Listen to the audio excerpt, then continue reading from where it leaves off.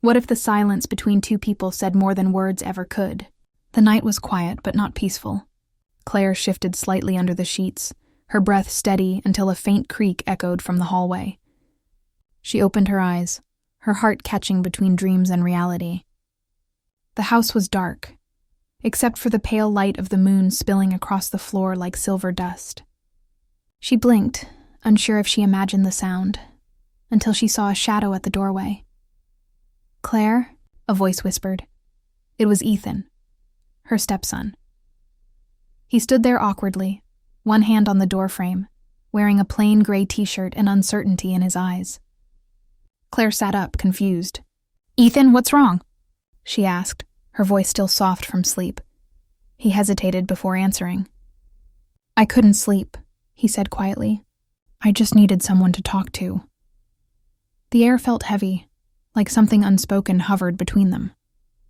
Claire pulled the blanket up around her and nodded toward the chair near her bed.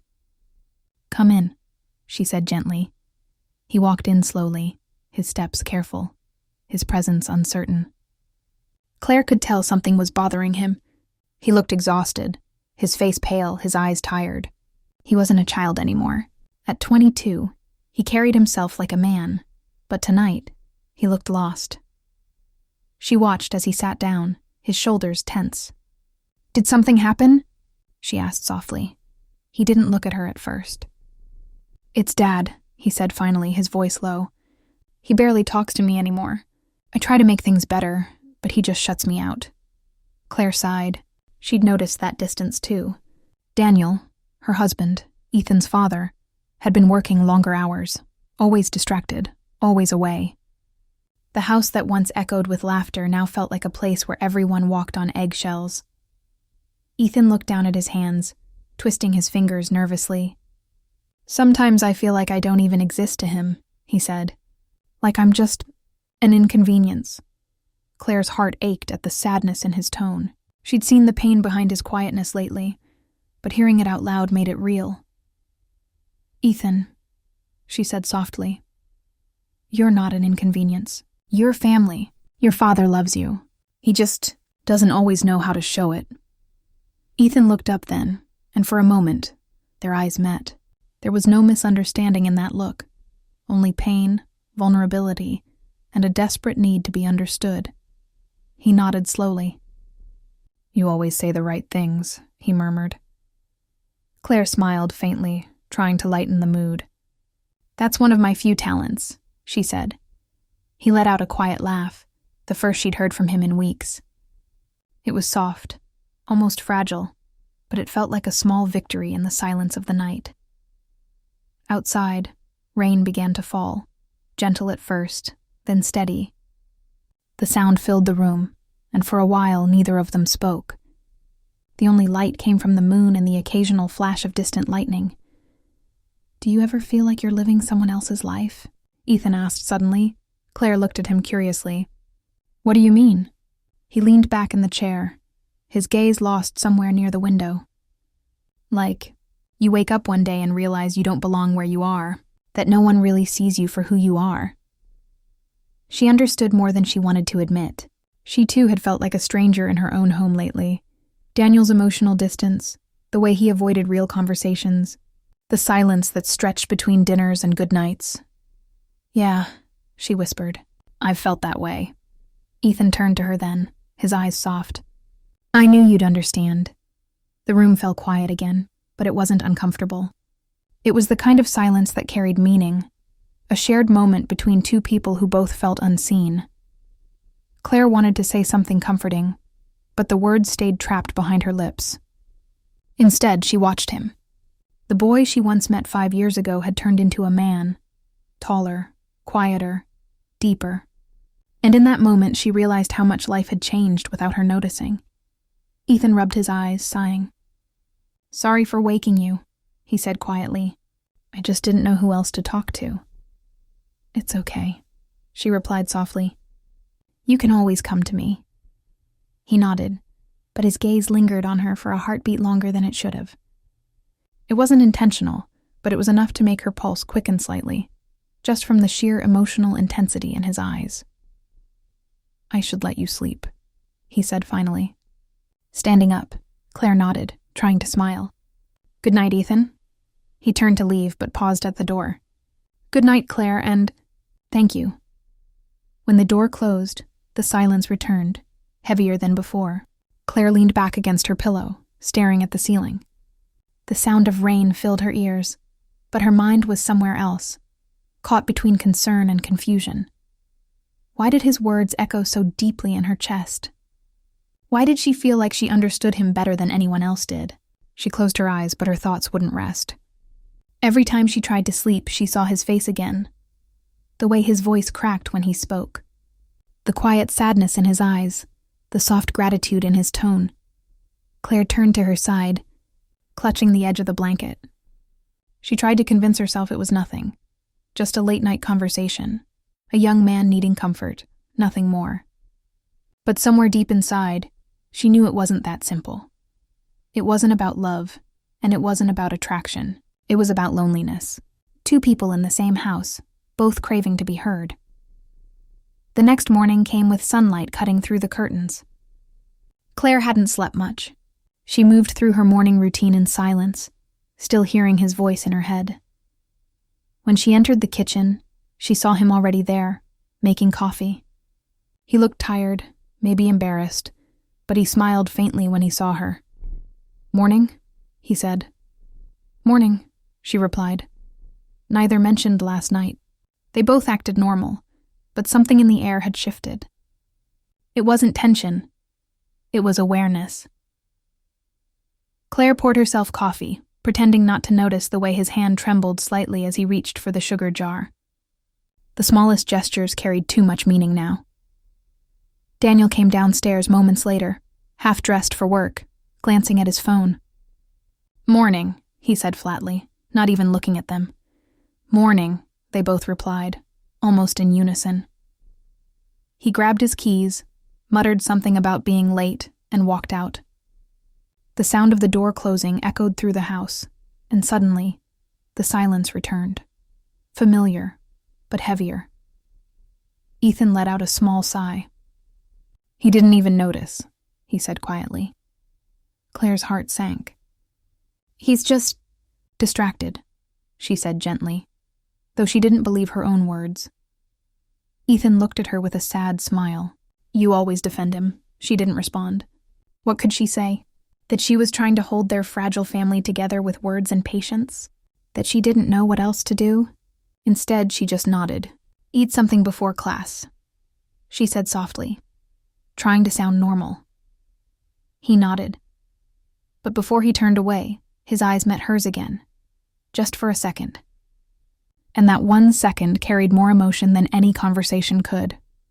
The day went on as usual, but Claire couldn't focus. She replayed their late-night talk again and again. The sound of his voice, the look on his face, the way he said you make things feel easier. By evening, the rain had returned. She stood by the window, watching it fall, when she heard his door open upstairs. His footsteps were slow, hesitant, like he wasn't sure whether to come down or stay away. He didn't come to her room again that night, but she could feel it. The unspoken connection neither of them had asked for. The understanding that had silently tied them together through pain, not intention. As the rain fell harder, Claire finally turned off the lights and went to bed, hoping sleep would quiet her mind. But it didn't. She lay awake, hearing echoes of his voice in the dark.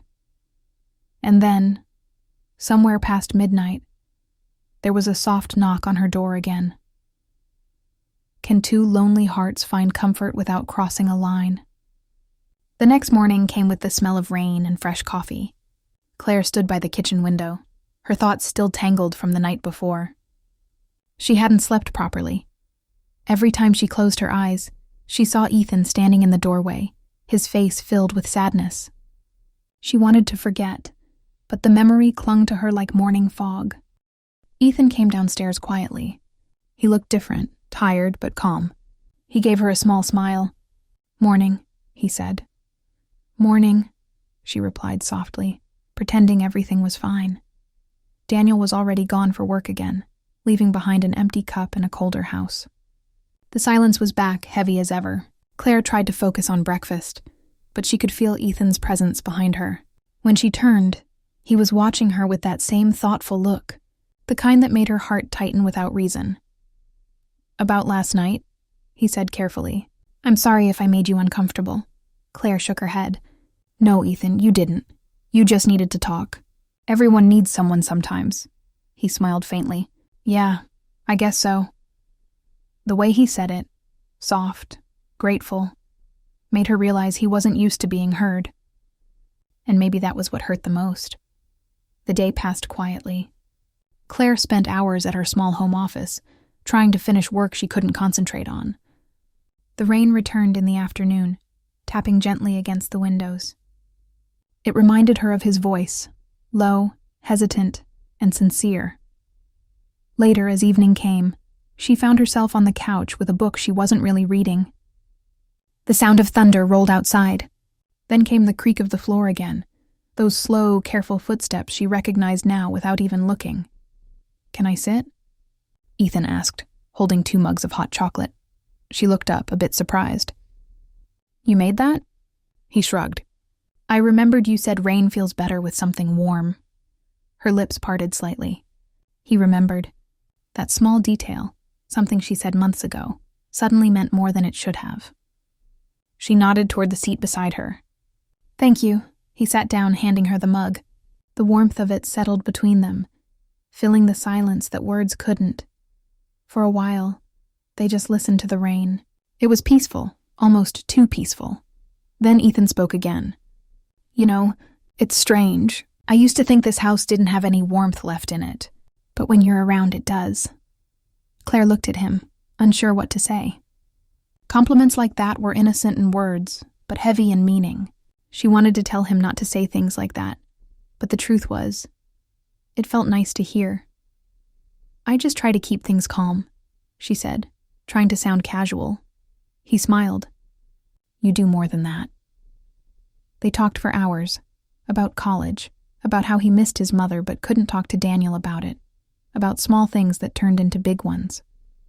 She found herself laughing at his jokes, surprised by how easily he could make her smile. It wasn't romantic, not in words, but there was something tender in the way he listened, in how he cared to know what made her laugh. When the rain grew louder, a sudden flash of lightning lit up the room. The power flickered. Claire gasped softly. Ethan looked over.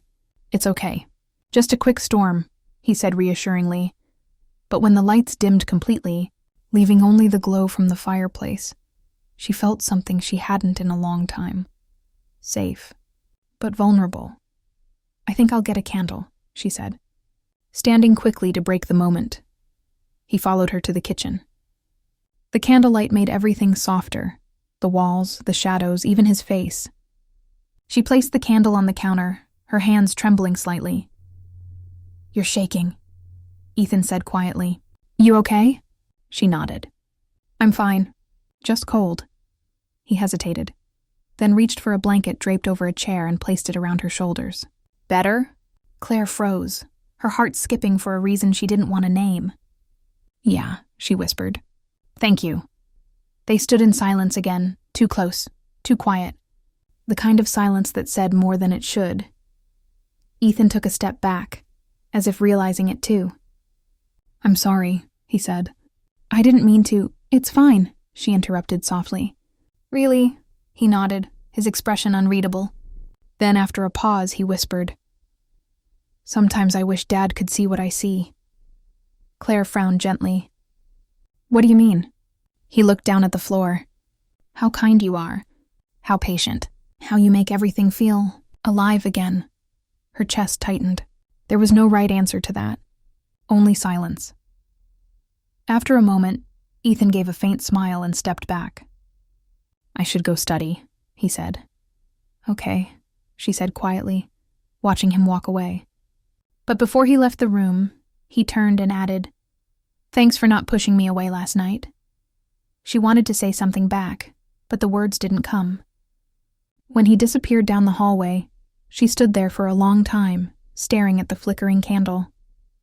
Her heart felt heavy, confused. She wasn't doing anything wrong, she told herself. She was just being kind, just being there for someone who needed care. But deep inside, something else stirred. A feeling she didn't want to name. A warmth that scared her. The next morning, the rain was gone, replaced by sunlight that felt too bright. Daniel was home, sitting at the table with his phone. He looked up only briefly. "Morning," he said, before going back to scrolling. "Morning," she replied quietly. Ethan came downstairs soon after, dressed neatly, his hair still damp from a shower. His eyes met hers for a second, just a second, but it was enough. There was a quiet acknowledgement there, a secret neither of them had planned to keep. He sat beside his father, trying to start a conversation. "Hey, Dad, I was thinking about visiting Mom next month. Maybe we could—" "Not now, Ethan," Daniel said without looking up. "I'm late for a meeting." Ethan's smile faded. "Yeah, sure." Claire's heart broke at the smallness of that exchange. When Daniel left a few minutes later, the silence he left behind felt louder than his presence ever did. Ethan sighed. "He doesn't even try." Claire put a gentle hand on his arm. "He'll come around," she said softly. He shook his head. "I'm done hoping for that." He stood up, grabbing his keys. "I'll be home late. Where are you going?" she asked. "Just out," he said simply. Then he paused and gave her a faint, sad smile. "Don't worry about me." She wanted to stop him, to say something that would make him stay, but she didn't. He needed space, and maybe she did too. Hours later, as dusk settled in, she heard the sound of a car pulling up outside. When she opened the door, Ethan stood there, holding a small paper bag. "I brought dinner," he said. "You probably didn't eat." Claire blinked, caught between relief and confusion. "You didn't have to—" "I wanted to," he interrupted, stepping inside. The smell of takeout filled the air, familiar and comforting. They ate together in silence for a while before he said quietly, "It's strange how quiet this place feels when he's gone." Claire nodded.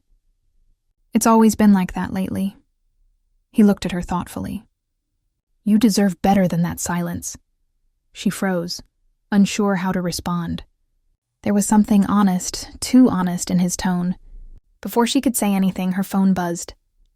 It was Daniel. She answered quickly, stepping aside. "Yes?" His voice came through cold and rushed. "Claire, I'll be home late tonight. Don't wait up." She hung up, trying to mask the disappointment in her eyes. Ethan noticed. "Same as always, huh?"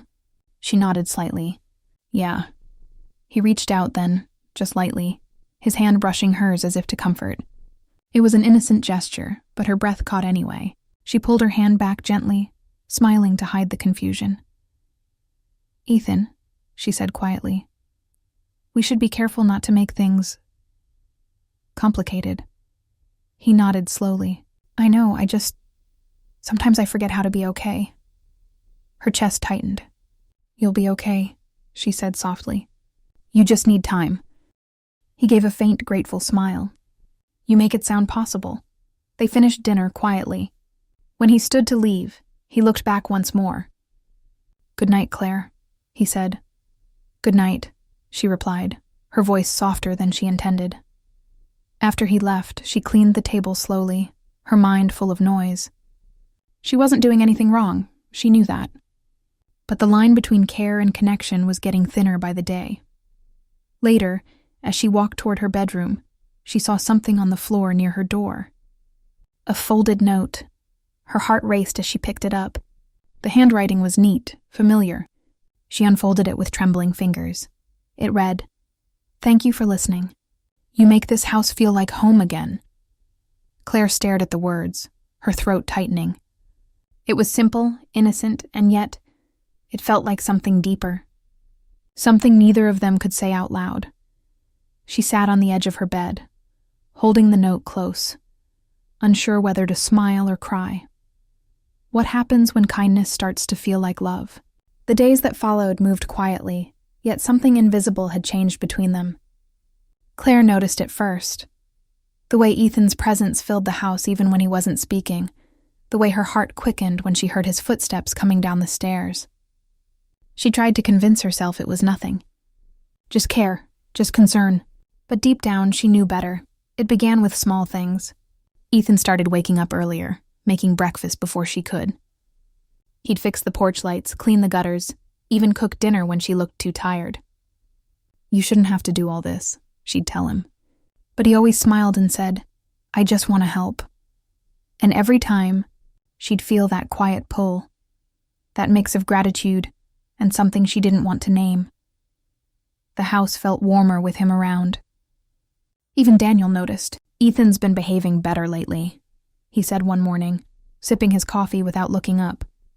Maybe you finally knocked some sense into him. Claire smiled weakly, hiding the truth that what had changed wasn't discipline. It was attention. Someone had finally seen him. But peace never lasted long in that house. Daniel's phone was always ringing, his briefcase always packed. When he told them he'd be leaving for another business trip, just 3 weeks, maybe 4. Claire felt that old emptiness rise inside her. Ethan said nothing, but she caught the look in his eyes. It was the same one she saw in the mirror every morning. Tired, quiet, lonely. What happens when 2 people are left alone with the same silence? The first week without Daniel was strangely calm. The house no longer felt like it was holding its breath. Claire spent her days working, and her nights reading by the window, the sound of crickets filling the space where arguments used to be. Ethan kept to himself most of the time, but occasionally he'd pass by her desk with a soft, "Need anything?" or a cup of tea he'd made just the way she liked it. One evening it began to rain again, the kind of gentle, endless rain that made the world feel slower. Claire sat near the window, watching droplets race down the glass. The room was dim, quiet, peaceful, until she heard his voice. You look lonely, Ethan said softly from behind her. She turned, surprised. He stood near the doorway, hands in his pockets, his hair slightly messy from the rain. She tried to smile. Maybe I am, she admitted. He stepped closer. You shouldn't be. You deserve better than feeling alone. His words were simple, but they carried a weight she couldn't ignore. She looked away, trying to keep her voice steady. It's just a phase. It'll pass. Ethan sat on the chair across from her. You always say that everything passes. But what if it doesn't? She looked at him then, really looked. The boy who used to hide behind anger and silence was gone. In his place was a young man, kind, thoughtful, strong, someone who saw her not as his father's wife, but as a person. And that realization scared her. The air between them thickened with unspoken emotion. She wanted to end the conversation, to remind him of boundaries, but before she could, lightning flashed outside, and the lights flickered off. The house plunged into darkness. Ethan stood immediately. Stay there. I'll get candles. She heard him move through the kitchen, his footsteps quick and sure. When he returned, the candlelight painted his face in warm gold. The storm outside roared, but in that tiny bubble of light, it felt like time had slowed down. He placed a candle on the table beside her. You okay? She nodded, though her heart was racing. Just not a fan of thunder, he smiled. I'll stay until it settles. For a while they sat in silence, the sound of rain tapping against the window. Claire wanted to speak, to say something ordinary, but the words wouldn't come. Everything felt too fragile. Finally, Ethan broke the silence. Do you ever wonder what happiness is supposed to feel like? Claire hesitated. I used to think I knew. He tilted his head. And now?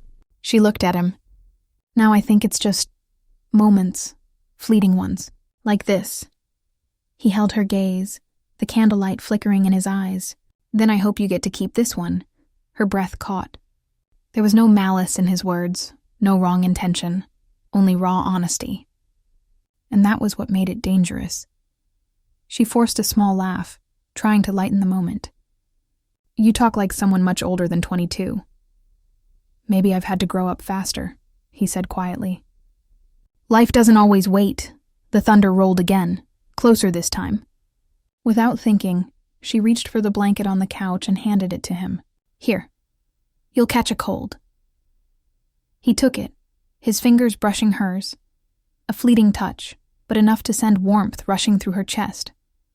Neither spoke about it. The silence spoke louder than words ever could. Can understanding between two people become something they both fear? The storm lasted all night. They stayed in the living room until it faded, talking softly about everything and nothing, about his dreams, her regrets, his mother, her marriage, the quiet ache that lived in both of them. When the rain finally stopped, it was nearly dawn. Ethan stood up and said softly, "Thanks for staying up with me." She smiled faintly. "Anytime." He hesitated for a second, as if he wanted to say more, then shook his head. "Good night, Claire." When he left, Claire sat in the candlelight long after he was gone. Her thoughts wouldn't settle. She wasn't in love, she told herself. She was just seen. For the first time in years, someone saw her not as a wife or caretaker, but as herself. And that made her feel alive and terrified. The next day, Daniel called. His voice was distant, distracted. "Claire, we need to talk about Ethan." Her stomach twisted. "What about him?" "He's been acting strange lately," Daniel said. "Don't encourage him too much. You're too soft on him. He needs structure, not comfort." Claire's throat went dry. "He's fine, Daniel." "He's trying," Daniel sighed. "You always defend him. That's part of the problem." When the call ended, she sat there for a long moment, staring at the silent phone. It wasn't just Daniel's words that hurt. It was how easily he dismissed both of them, like their feelings were inconveniences. That evening, Ethan came home early. He looked troubled, restless. "Dad called me," he said. "He thinks I'm wasting my time here." Claire frowned. "What did you tell him?" "That he doesn't understand." He paused, his voice softer. "But you do." She opened her mouth to respond, but he stepped closer, his eyes searching hers. "You've done more for me than he ever has. You listen. You care, Ethan," she said quietly. "You shouldn't compare us. He's your father." He nodded, but there was sadness in his eyes. "Yeah, but he's never really been here, has he?" The silence stretched between them again. She could feel her pulse in her throat. The air felt charged, alive, full of things neither of them should say. "Ethan," she whispered, "you should go rest." He nodded slowly, his expression unreadable. "Good night, Claire." She watched him leave, her chest heavy. Every part of her wanted to stop this before it went too far. But she didn't know what too far even meant anymore. When emotions grow in silence, can you still call them innocent? Days passed, each one heavier than the last. They spoke less, but thought more. Every shared glance carried history. Every word felt like a choice. One afternoon, Claire found him outside fixing the old swing. The sun was setting, painting the sky in gold and orange. She walked over quietly. "You don't have to do that," she said. He smiled. "I like fixing things. Even broken ones? Especially broken ones." Their eyes met again, and in that single moment it felt like the world had stopped. She wanted to look away, but couldn't. The warmth, the sincerity. It was too much, too real. She stepped back, her voice barely steady. "Dinner's ready," he nodded. "I'll be right there." That night neither ate much. The silence between them was too full. After cleaning up, Claire went to her room, trying to focus on her book. But every line blurred into thoughts of him. The house was still when she heard a knock. Soft, hesitant, she stood frozen. Then came his voice, quiet, almost breaking. "Claire, can we talk?" Her heart raced. "It's late, Ethan. I know," he said. "But I need to say this." She hesitated, then opened the door slightly. His eyes met hers, filled with conflict. "I'm leaving," he said. Her breath caught. "What?" He looked down. "Dad thinks I need space." And he's right. "I can't stay here, not like this." She felt her throat tighten. "Ethan, you don't have to." "I do," he interrupted softly. "Because if I don't, I'll say something I shouldn't." She froze. The words hung between them, sharp and fragile. He gave a small, sad smile. "Thank you. For everything." And then he walked away. Down the hall, down the stairs, out into the night. Claire stood in the doorway, unable to move. The rain started again outside, quiet at first, then heavier. She whispered his name, but only the storm answered. Sometimes love isn't about holding on, but learning how to let go. The next morning came cold and gray. Claire woke to the quiet sound of rain tapping against the window. Ethan's room was empty, the bed neatly made, the air heavy with absence. For a moment, she stood there in the hallway, staring at the closed door, her chest hollow. Everything felt too still, too final. Daniel had returned home that morning, unannounced.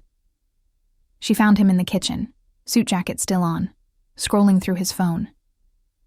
"Where's Ethan?" he asked without looking up. "He left," she said quietly. Daniel frowned. "Left? What do you mean?" "He said he needed space. That he was moving out." Daniel exhaled sharply, shaking his head. "Finally. Maybe some time away will make him grow up." Claire looked at him in disbelief. There was no sadness in his tone, no concern, just irritation. "He's your son," she said softly. "And you're acting like he's yours," Daniel snapped. "You've always treated him like some broken project that needs fixing." Maybe that's the problem. His words hit her like a slap. She looked away, unable to speak. Daniel grabbed his briefcase, muttering something about work, and left, just like always. The sound of the door closing felt like the echo of a long, exhausted goodbye.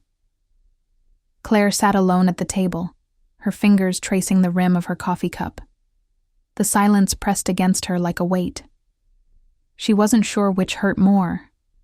Losing Ethan or realizing that Daniel had never really been there at all. What do you do when the person who sees you leaves, and the one who stays never looks? The following days passed in slow motion. The house that once felt alive now felt like a museum, quiet, untouched, full of memories no one wanted to remember. Every time Claire walked by Ethan's room, she caught herself pausing, half expecting to hear music, laughter, anything. But there was only silence. One afternoon, she found the note he'd written still tucked inside her drawer. "You make this house feel like home again." She pressed it to her chest, eyes closed, wishing words could bring people back. That evening, Daniel came home early, something he rarely did. He looked tense. "Claire, we need to talk," he said. She braced herself. "About what?" "Ethan," he replied, his voice clipped. "He called me, said he doesn't plan on coming back anytime soon." Claire's throat tightened. "Did he say where he is?" "No," Daniel said coldly. "And I don't care to ask. But, Claire..." He paused, studying her. "He mentioned you. Said you understood him better than I ever could." Her stomach dropped. "He said that?" Daniel nodded. "Yes.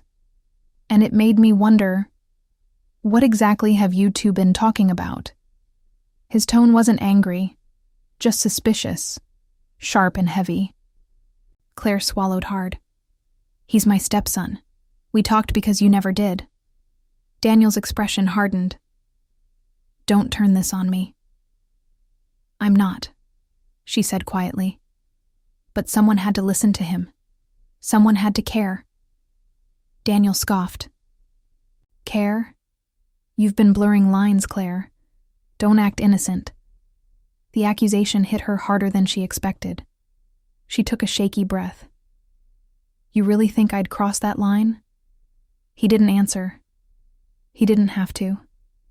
The silence was enough. She turned away, her eyes burning. Maybe the problem isn't me. Maybe it's that you stopped caring about anyone a long time ago. Daniel grabbed his keys again, leaving before she could say more. The sound of the door slamming made her flinch. The same house that once held 3 people now felt like it was collapsing inward. Too many walls, not enough warmth. How do you move forward when everything familiar starts to feel wrong? That night, the power went out during another storm. Claire sat by candlelight, staring at the empty chair across the table. She could almost see Ethan there, the way he'd smiled when he brought her tea, the way he'd made the house feel less empty. The loneliness came in waves, hitting harder each time. She thought about calling him, but she stopped herself. What would she even say? Come home? I miss you. Those words would sound wrong, too heavy, too close to something she wasn't supposed to feel. Instead, she whispered into the quiet, I hope you're okay. The next morning, the rain had stopped. The air was clean, still. She went for a walk down the small road outside their neighborhood. The same path she and Ethan used to take when the world felt too heavy. The smell of wet earth filled the air. Birds were singing again. Life moved on, even when she couldn't. When she came back, Daniel was waiting in the kitchen. He looked pale, serious. Ethan called again, he said. Her heart jumped. Is he all right? He's fine, Daniel said. But he wanted to speak to you. Before she could respond, he handed her the phone and walked away, leaving her alone. She pressed it to her ear, her heart pounding. Ethan? Hey, his voice came, soft and familiar. She exhaled, her hand shaking. Where are you? Just staying with a friend for now, he said. I needed time to think. I understand, she whispered. I just wanted to know you're safe. I am, he said, and then paused. Claire, I didn't mean to cause trouble. I never wanted to make things harder for you. Her eyes filled with tears. You didn't. You just reminded me what it feels like to be seen. For a moment, neither spoke. The silence was full, but not empty. Then Ethan said softly, I'll come by soon, just to see you, if that's okay. She nodded, though he couldn't see. Of course it's okay. When the call ended, Claire felt both relief and fear. Relief that he was safe. Fear of what his return might bring. What if the person you're waiting for comes back, but everything has changed? A week later, he did come back. It was late afternoon when she saw his car pull into the driveway. She opened the door before he could knock. Ethan stood there, older somehow. The rain had left droplets on his jacket, his hair slightly damp. He smiled faintly. Hey, she said, her voice barely steady. For a moment, neither moved. Then she stepped aside, and he walked in. The house felt different with him there. Warmer, brighter, alive again. They sat in the living room, the air thick with all the things they hadn't said. Finally, Ethan broke the silence. I just wanted to thank you. For everything. You made me realize I needed to stand on my own. Claire nodded slowly. I'm proud of you, she said. You've grown a lot. He smiled, but his eyes were sad. It's because of you. You believed in me when no one else did. She looked down, her voice trembling. You make it sound like I did something extraordinary. You did, he said simply. You cared.